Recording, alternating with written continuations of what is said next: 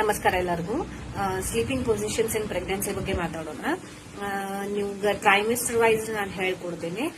ಮೊದಲು 3 ತಿಂಗಳು, ಆಮೇಲೆ 4ನೇ, 5ನೇ, 6ನೇ ತಿಂಗಳು, 7, 8, 9 ಹೇಗೆ ಮಲ್ಕೋಬೇಕು ಮತ್ತೆ ಅದ್ರದ್ದು ಇಂಪಾರ್ಟೆನ್ಸ್, ನೀವು ಯಾವ ಸೈಡ್ ಮಲ್ಗೋದ್ರಿಂದ ಅದರಿಂದ ಬೇಬಿಗೆ ಏನು ಹೆಲ್ಪ್ ಆಗ್ತದೆ ಅಂತ ನೋಡೋಣಂತೆ. ಫಸ್ಟ್ ಟ್ರೈಮಿಸ್ಟರ್ ಒಳಗಡೆ ಅಷ್ಟೊಂದು ಸ್ಲೀಪ್ ಡಿಸ್ಟರ್ಬೆನ್ಸ್ ಪ್ರೆಗ್ನೆನ್ಸಿ ಒಳಗಡೆ ಆಗಂಗಿಲ್ಲ. ಆಮೇಲೆ ನಿಮ್ದು ಗರ್ಭಕೋಶ ಪೆಲ್ವಿಕ್ ಆರ್ಗನ್ ಆಗಿರೋದ್ರಿಂದ ನೀವು ಯಾವುದೇ ಪೊಸಿಷನ್ ಕಂಫರ್ಟೇಬಲ್ ಯಾವುದು ಪೊಸಿಷನ್ ನಿಮಗದ ಆ ಪೊಸಿಷನ್ ಒಳಗಡೆ ಮಲಗ್ಬೋದು. ಹೊಟ್ಟೆ ಮೇಲೇನು ಮಲಗ್ಬೋದು, ಏನೂ ಪ್ರಾಬ್ಲಮ್ ಆಗೋದಿಲ್ಲ.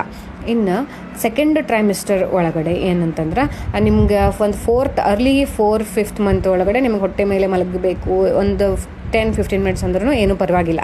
ಬಟ್ ಬಹಳ ಹೊತ್ತು ಮಲಗಬಾರ್ದು. ನಿಮಗೆ ಯಾವ ಕಂಫರ್ಟೇಬಲ್ ಪೊಸಿಷನ್ ಅದ ಆ ಪೊಸಿಷನ್ ಒಳಗಡೆ ಮಲಗಬಹುದು. ಬಟ್ ಥರ್ಡ್ ಟ್ರೈಮಿಸ್ಟರ್ ಒಳಗಡೆ 7th, 8th, 9th ಮಂತ್ ಒಳಗಡೆ ಏನಾಗ್ತದೆ ಅಂದ್ರೆ ನಿಮ್ಮದು ಯೂಟ್ರಸ್ ಆಲ್ರೆಡಿ ತುಂಬ ಗ್ರೋ ಆಗಿಬಿಟ್ಟಿರ್ತದೆ. ನಿಮ್ಮದು ಆರ್ಗನ್ಸ್ ಎಲ್ಲ ಸೈಡಿಗೆ ಇಲ್ಲ ಹಿಂದ್ಗಡೆ ಹೋಗ್ಬಿಟ್ಟಿರ್ತಾವೆ. ನಿಮ್ದು ಯೂಟ್ರಸ್ ಏನದ ನಮ್ಮದು ಮೇಜರ್ ವೆಸಲ್ಸ್ ವೆನಕೆವಾ ಮತ್ತು ಅಬ್ಡಾಮಿನಲ್ ಅಯೋಟ ಅದ್ರ ಮೇಲೆ ಪ್ರೆಸ್ ಆಗಿ ನಿಮ್ಗೆ BP ಲೋ ಆಗೋ ಚಾನ್ಸ್ ಇರ್ತದೆ. ಬೇಬಿಗೆ ರಕ್ತ ಸಂಚಾರ ಕಡಿಮೆ ಆಗೋ ಚಾನ್ಸ್ ಇರ್ತದೆ. ಹಾಗಾಗಿ ನಾವೇನು ಹೇಳ್ತೀವಿ, ಒಂದು side left side or right side ಮಲ್ಕೋ ಅಂತ ಹೇಳ್ತೀವಿ. ಯೂಶ್ವಲ್ ಆಗಿ ಲೆಫ್ಟ್ ಸೈಡ್ ಜಾಸ್ತಿ ಪ್ರಿಫರ್ ಮಾಡ್ತೀವಿ. ಬಟ್ ನೀವು ರೈಟ್ ಸೈಡ್ನು ಹೊಳ್ಳಿ ಮಲ್ಕೋಬೋದು, ಏನೂ ಪ್ರಾಬ್ಲಮ್ ಆಗೋದಿಲ್ಲ. ಬಟ್ ನಿಮಗೆ ಮತ್ತೆ ಡೈಜೆಸ್ಟಿವ್ ಏನಾದ್ರು ಸಿಂಪ್ಟಮ್ಸ್ ಇದ್ರೆ ಲೆಫ್ಟ್ ಸೈಡ್ ಟರ್ನ್ ಮಾಡಿ ಮಲ್ಕೋಬೇಕು. ಇದು ಎಲ್ಲ ಪೇಷಂಟ್ಸ್ಗೂ ಅನ್ವಯ ಆಗೋದಿಲ್ಲ.